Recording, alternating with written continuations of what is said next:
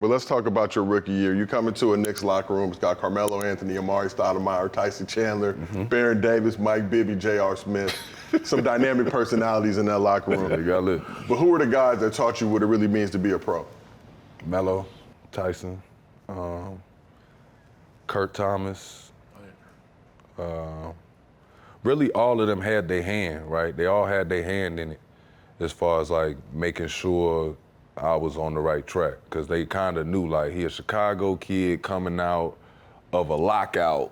He was just broke, knowing he was a pro. Now he got some money. Like, we got 3 games in a week or 4 games in a week.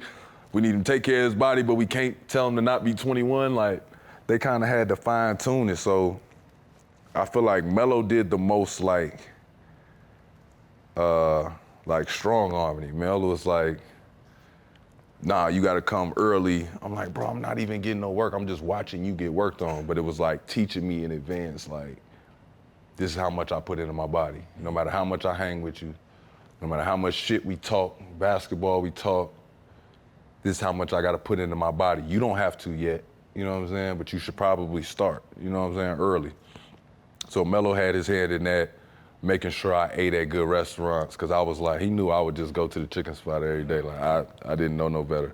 So he would like take me to nicer restaurants, start making me meet people. I didn't like to talk to people. He made me start networking. You know what I'm saying? Like, he was very instrumental in that for me. You know what I'm saying? Tyson, I just feel like he's a pro's pro. Get there early, leave later, help the young guys, vocal with the coaches, vocal with the staff, talk to everybody in the organization. Well, really all the pros did that, for real, when I was with the Knicks. They all loved the organization.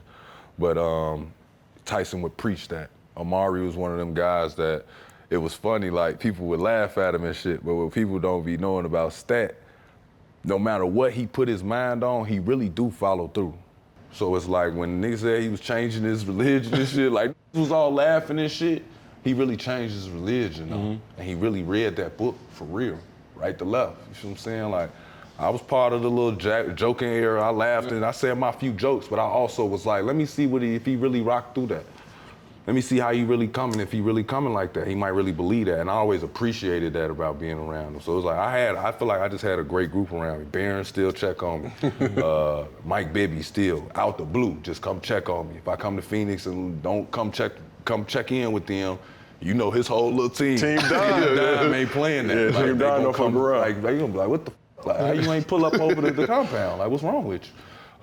So I feel like just me getting put there, even Mike Woodson, Joe, like, I ain't realized how much I didn't like how they did Woody. Like, as far as the brass coming down there and just, next year I had a new coach. Like, don't get me wrong, you know what I'm saying, it was cool being with Fish and shit, but I'm like, bro, I done had 5 different coaches in 4 years, bro. Like, y'all can't just pick a coach and let me develop. I can't just pick a position and rock out. Like, I'm a new person every year for y'all. Like, what's to y'all? Like, and I never really understood that, but I did appreciate, as far as being a professional and putting together a career, as far as people like knowing me for something, people knowing I'm gonna be on time, knowing that I'm gonna work hard, knowing I'm gonna put together a good reputation for myself.